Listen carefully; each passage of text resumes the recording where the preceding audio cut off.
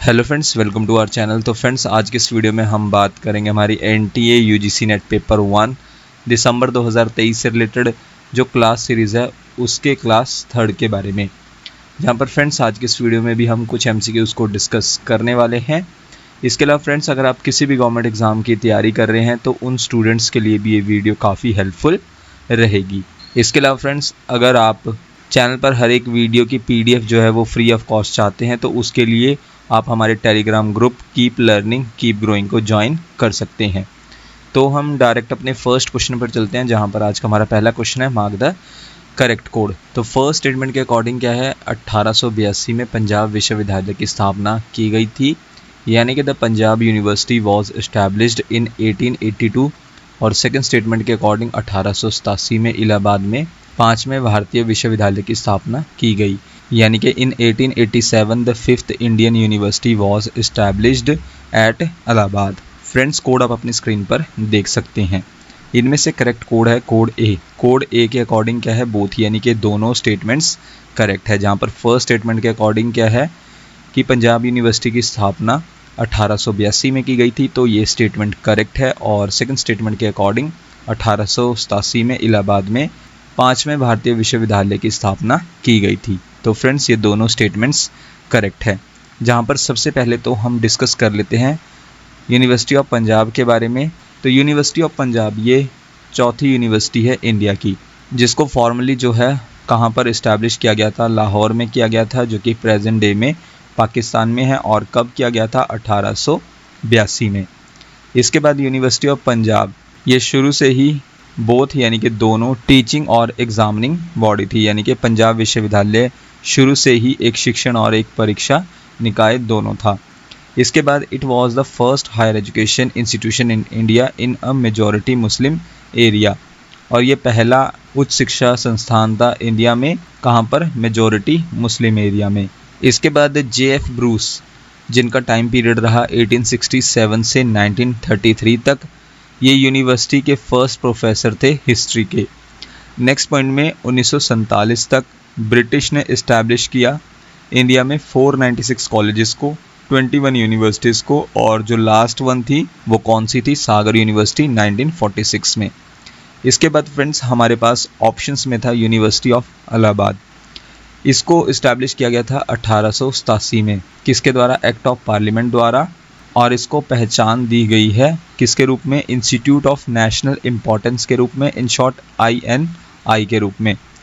और ये जो है one of the oldest modern universities में से एक है इंडिया में। कौन सी यूनिवर्सिटी, यूनिवर्सिटी ऑफ इलाहाबाद। इसके बाद फ्रेंड्स एक क्वेश्चन इस यूनिवर्सिटी से रिलेटेड इस तरह से बनता है कि which of these universities was called the Oxford of the east, यानी कि इनमें से किस विश्वविद्यालय को पूर्व का ऑक्सफर्ड कहा जाता था, तो वो है यूनिवर्सिटी ऑफ इलाहाबाद। इसको जो है पूर्व का ऑक्सफर्ड, यानी कि ऑक्सफर्ड ऑफ द ईस्ट भी कहा जाता था। नेक्स्ट पॉइंट है हमारे पास, इसका सेंट्रल यूनिवर्सिटी स्टेटस को री एस्टैब्लिश किया गया था किसके through, university of Allahabad act 2005 के थ्रू, किसके द्वारा, पार्लियामेंट ऑफ इंडिया द्वारा। अगला पॉइंट है, इस विश्वविद्यालय को जो है national assessment and accreditation council द्वारा मान्यता प्राप्त है। नेक्स्ट पॉइंट में इलाहाबाद यूनिवर्सिटी ने हासिल किया है और इसको अक्रेडिट किया गया है किस ग्रेड से, B++ ग्रेड से, किसके द्वारा, NAC द्वारा, जहां पर इसका स्कोर रहा 2.84 CGPA, यानी कि क्यूमुलेटिव ग्रेड पॉइंट एवरेज। अगला पॉइंट है, प्रेसिडेंट ऑफ इंडिया जो है विजिटर हैं और गवर्नर ऑफ उत्तर प्रदेश वो चीफ रेक्टर हैं इस यूनिवर्सिटी के लिए। किस यूनिवर्सिटी के लिए, यूनिवर्सिटी ऑफ इलाहाबाद के लिए। जहां पर फ्रेंड्स रेक्टर जो है वो सीनियर ऑफिशियल होता है किसी भी एजुकेशनल इंस्टीट्यूशन का। नेक्स्ट पॉइंट है, the court, the executive council, the academic council, board of faculties, finance committee, ये सभी एडमिनिस्ट्रेटिव अथॉरिटीज़ हैं इस यूनिवर्सिटी के लिए। और फर्स्ट क्वेश्चन से रिलेटेड हमारा आज का लास्ट पॉइंट है, जहां पर नवंबर 2020 की अगर हम बात करें, प्रोफेसर संगीता श्रीवास्तव इनको अपॉइंट किया गया था नया regular vice chancellor Allahabad university का। और इसी के साथ साथ ही ये पहली वुमेन बन गई थी जिसको इलेक्ट किया गया था इस पोस्ट के लिए इस यूनिवर्सिटी में। किस यूनिवर्सिटी में, यूनिवर्सिटी ऑफ इलाहाबाद में। देन इसके बाद फ्रेंड्स हम अपने नेक्स्ट क्वेश्चन पर चलते हैं, जहां पर हमारा दूसरा क्वेश्चन है identify the first 3 universities established in India, यानी कि भारत में स्थापित प्रथम 3 विश्वविद्यालयों की पहचान करें। नंबर 1 है Calcutta, second Bombay, third Madras, fourth Allahabad, fifth Punjab. Friends code आप अपनी स्क्रीन पर देख सकते हैं।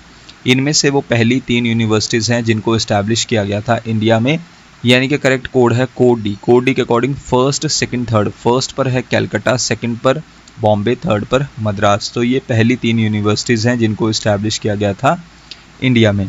जहाँ पर फ्रेंड्स पहली 3 यूनिवर्सिटीज़ इंडिया में उनको इस्टेब्लिश किया गया था कैलकाटा, मद्रास और बॉम्बे में। कब? 1857 में। और इसके बाद जो चौथी यूनिवर्सिटी थी इंडिया में वो कौन सी थी? लाहौर की पंजाब यूनिवर्सिटी, जिसको इस्टेब्लिश किया गया था 1882 में। और 5वीं यूनिवर्सिटी कौन सी थी? यूनिवर्सिटी ऑफ इलाहाबाद, जिसको 1887 में इस्टेब्लिश किया गया था। इसके बाद फ्रेंड्स हमारा नेक्स्ट क्वेश्चन है what is the full form of stars, यानी कि स्टार्स का फुल फॉर्म क्या है। और ये आपका क्वेश्चन यूजीसी नेट पेपर 1 2023 के एग्ज़ाम में पूछा गया था। तो इनमें से स्टार्स का फुल फॉर्म है option D scheme for transformational and advanced research in sciences. तो ये फुल फॉर्म है स्टार्स स्कीम का, जहाँ पर इस क्वेश्चन को भी हम थोड़ा डिस्कस कर लेते हैं। सबसे पहले तो scheme for transformational and advanced research in sciences, in short stars, ये इनिशिएटिव है किसका? Ministry of human resource development, in short MHRD का, जिसको अब हम मिनिस्ट्री ऑफ एजुकेशन के नाम से जानते हैं। गवर्नमेंट ऑफ इंडिया द्वारा इस इनिशिएटिव यानी कि इस पहल की शुरुआत की गई थी। और इसका एम क्या है? प्रमोटिंग ट्रांसलेशनल, यानी कि अनुवाद संबंधी को प्रमोट करना है। इंडिया सेंट्रिक, यानी कि भारत केंद्रित रिसर्च को किसमें? साइंसेस में प्रमोट करना है। और इसके अलावा स्टार स्कीम को इम्प्लीमेंट किया जाता है, मॉनिटर यानी कि इसकी देखरेख और इसको मैनेज किया जाता है किसके द्वारा? Indian Institute of Science, in short IISc Bangalore द्वारा।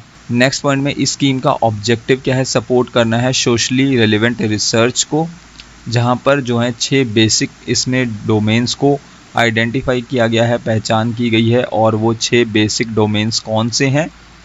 नंबर 1 है फिज़िक्स, इसके बाद सेकंड पर chemistry, third biological sciences, fourth nano sciences, fifth data sciences and mathematics, और लास्ट में है अर्थ साइंसेस।